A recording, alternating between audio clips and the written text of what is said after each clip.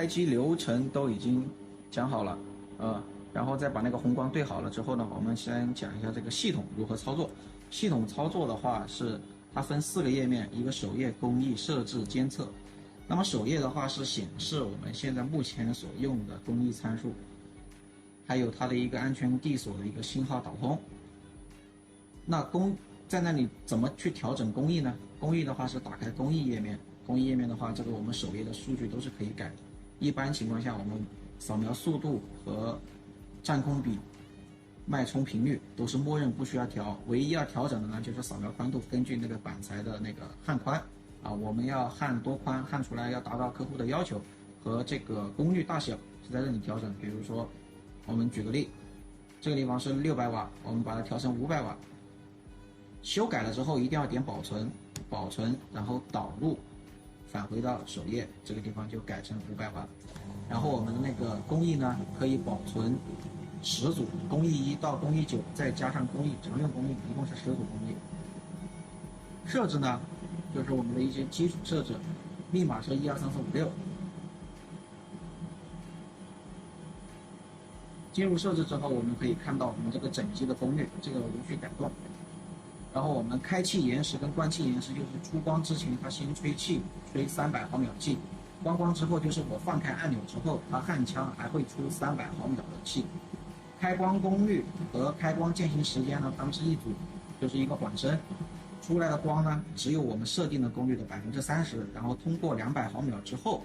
升到我们设定的功率。关光功率呢和这个关光渐行时间也是一组，它是放开按钮之后还会出200毫秒的光，这个功率一般建议是在90%到100%左右。这样的话，关光功率渐行时间配合它来进行一个断丝。扫描消震呢是1.25，这是默认的，无需动。然后我们激光中心偏移呢，就是红光偏移的时候要调整，如果它偏左的话，我们就要调正数往右边偏；它偏右的话，就往负数往左边偏。点焊持续时间和点焊间隔时间是一组，它是点焊模式才用的，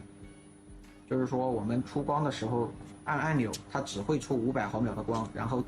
中间会间隔500毫秒之后再出第2束光。温度报警阀默认是65°C。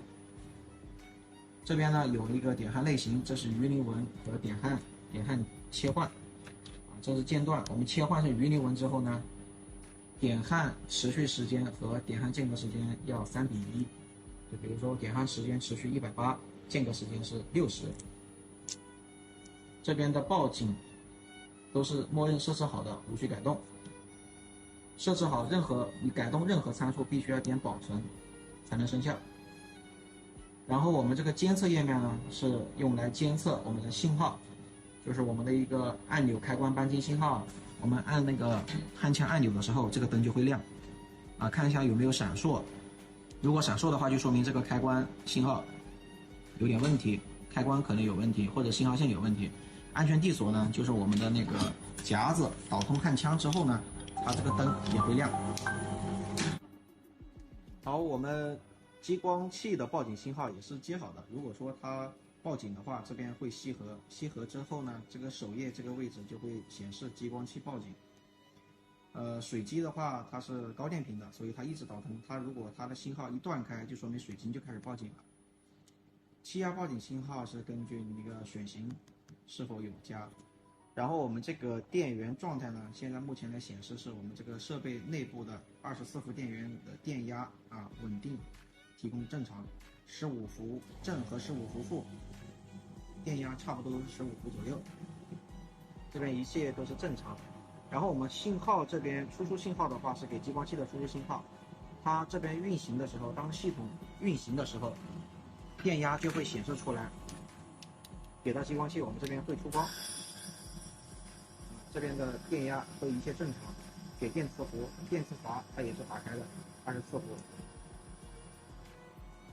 还有就是我们这个面板的这个小人工作人，